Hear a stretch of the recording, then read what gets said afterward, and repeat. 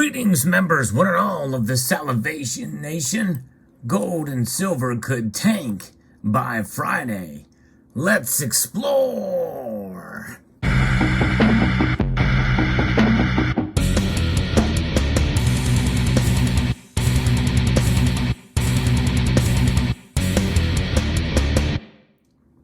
That's a pretty bold prediction, a pretty bold short-term prediction. But look at the psychology of the markets. That's one thing that is pretty prevalent that we've seen. The markets react based off of emotion. Emotion does not coincide with logic or common sense. And that is typically what happens when people or entities or institutions react to certain things. You know, the idea about where we are at in this economy and what some people are saying about it is quite revealing. You know, we all want things to get back to normal. We all want things in the economy to do well. There's no question. But we also sometimes can get blindsided by wishful thinking. And that can be very dangerous if you're not prepared. And one thing that this channel has been talking about for quite some time, especially since the pandemic, is that it is a good idea to be prepared not only in terms of this display that you see before you here. It's about wealth preservation over the long course of time. In a fiscal sense, in a financial sense, it's good to be prepared. And it's not just about having gold and silver, but also having some of this on hand too. Yes, cash. Even though the dollar is losing value at a pretty steady rate these days, inflation is high. It's at a 40-year high. And we're going to see more of that. But that is also part of the reason why I think that gold and silver could tank this Friday. And so before we get to that reasoning why, it's going back to this idea of being prepared. Because no matter what happens, no matter what kind of economic indicators that may contradict other economic indicators, we saw that recently with the employment numbers. We saw bad employment numbers that caused gold and silver to go up a bit. And then good economic indicators that had them drop back down. And that's just it. Those are natural market forces that come into play and have a reaction. The markets are reacting to those numbers. And the general market is overall, and gold and silver are part of that. Now keep in mind that what is a part of that in terms of gold and silver are the paper prices, the ETFs, the futures, the spot price. The physical market, though it is based and derived off of the paper markets, is sort of a different animal. And these prices are up for the physical gold and silver in terms of their premiums. And because that most people are getting back above spot price when they go to sell their precious metals, which, by the way, I don't advise in this environment because you're still losing out way more, but you're getting more than spot price for it. And so that is a decoupling of a sense, to a degree at least, from the paper price or the spot price. But nonetheless, being prepared with gold and silver and cash on hand is one way to protect yourself. And for what could be coming. We know there's going to be food shortages coming ahead. We've been warned about that. There's all kinds of things happening there. And obviously, that's one of the reasons why gas and oil is up as well, too, because of shortages that are happening there. Much of it is not because of Russia or anything like that that's happening there, but because of the shutting down of leases and drilling here domestically in the United States. And by the way, if we could drill more here, we could supply Western Europe with oil and gas.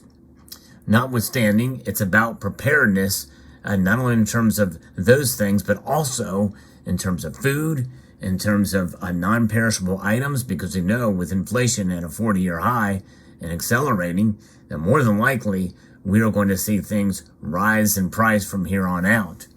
And that rise in price means that the things you buy today will be more expensive tomorrow, theoretically speaking. You know, in other words, next month they'll be higher. I wish we could stockpile gas. Unfortunately, we can't do that. All we can do is fill up our tanks and then wait for the next time we fill up gas, and that could be up 20, 30, 40 cents per gallon by the time you fill up again. That's the world we live in, folks. So it's a good idea to stockpile gold, food, non-perishable items, toothbrushes, even deodorant, all kinds of different things that you can have a bounty of because things are going to go up in price. Now, we know what's been pushing gold and silver down over the past couple of months. I've talked about this ad nauseum. I can continue to remind folks that it is indeed the dollar index, the strength of this dollar, that is the biggest bear and the biggest thing that's pushing down gold and silver prices. Why is the dollar strength so high with high inflation?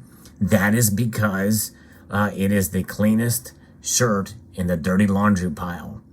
The cleanest does not mean that it is clean, still needs a good washing, but it is because it's so widely used around the world and because it is essentially the best thing for all intents and purposes of the breadbasket of currencies as measured by the IMF. And so when gold and silver is down based off of dollars and other currencies, it is up. So that should tell us something, folks. That should tell us that really, in a sense, gold and silver are undervalued. And that undervaluation is because of the lower price. And the realization of value and the true value of gold and silver are the price that you get when you sell them or have to sell them, but really it transcends beyond that because it's a matter of what they have done for thousands of years, and that is wealth preservation. And so that is kind of where we stand with the value and the price of things.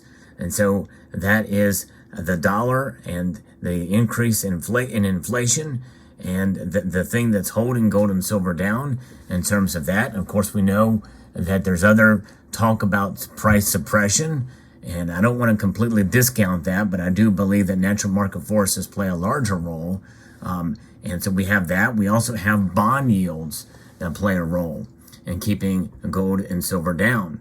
And so the higher the bond yields are, the lower gold and silver tend to be as well.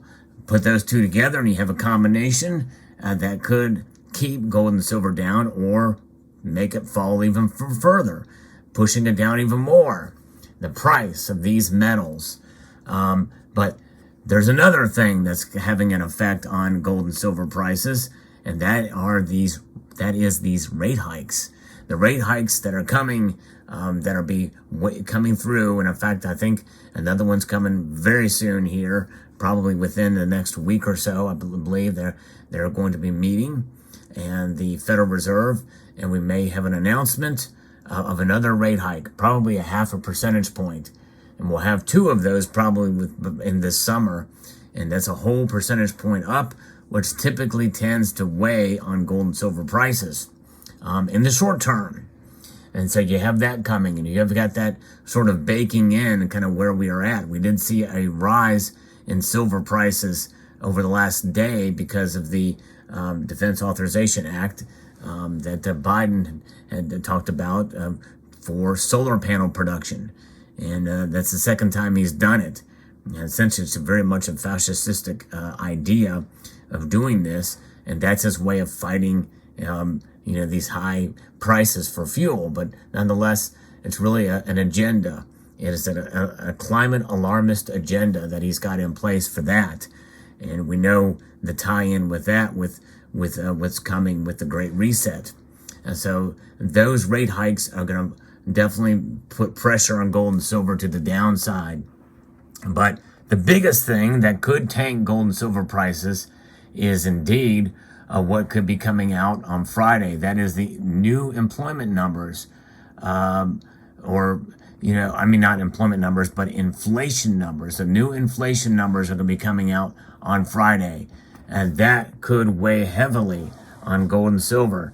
And the reason why I'm predicting that they're going to fall is because I believe we're going to see that number pull back a bit, maybe below 8%, and which leads credence to the whole idea of inflation is transitory. And they'll say, well, hey, we were right all along. Inflation is transitory. It's pulling back. But you have to really understand what those statistics mean. And that's just it. Data and statistics can be misleading the way it's presented. Because if you think about it, if, we've seen inflation start to really creep up a year ago. I mean, prices were already rising for gasoline then. And all of this was occurring, was starting to take root at that point in time.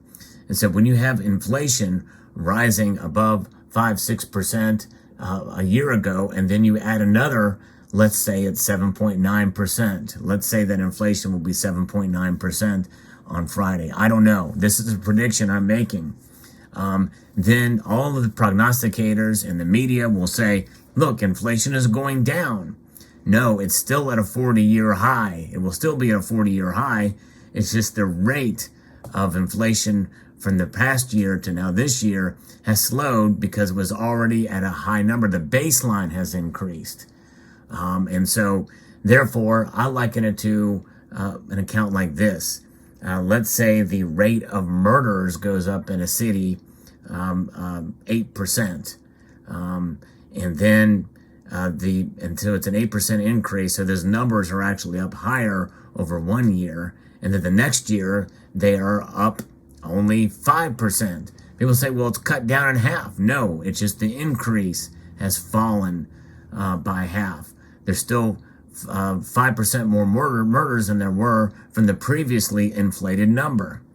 And so therefore, it's not a retraction, it's just a less of an increase. The same thing with baseline budgeting.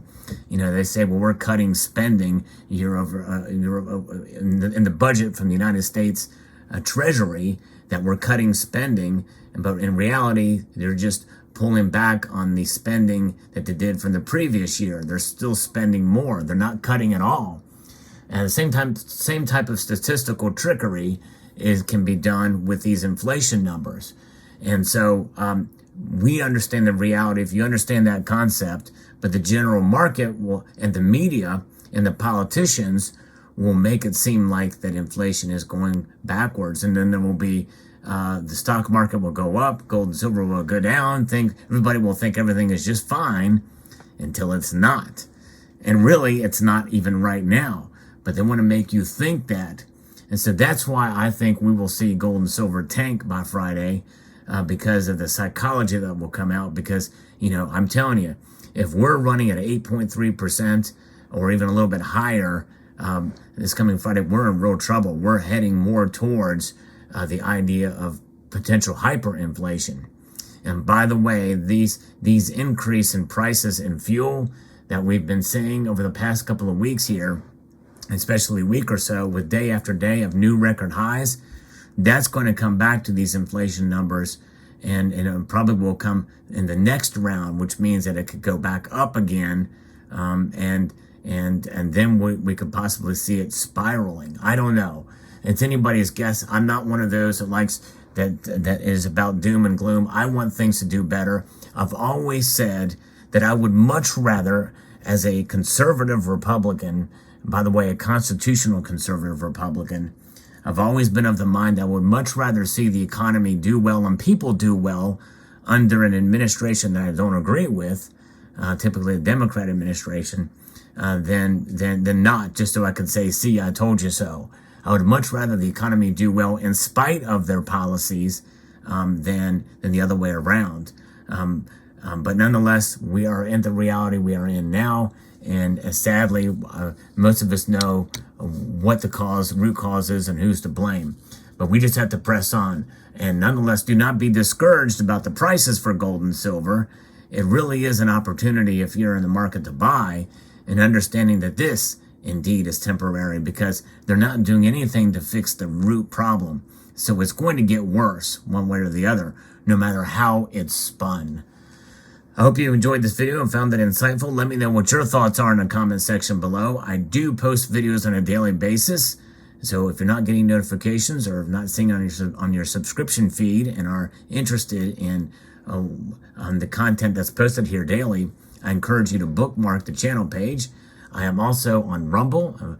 Videos are being uploaded there simultaneously as well. But I thank you again, and a multitude of gratitude to you all for taking the time to watch And I want to encourage you to please rate, share, comment, and subscribe.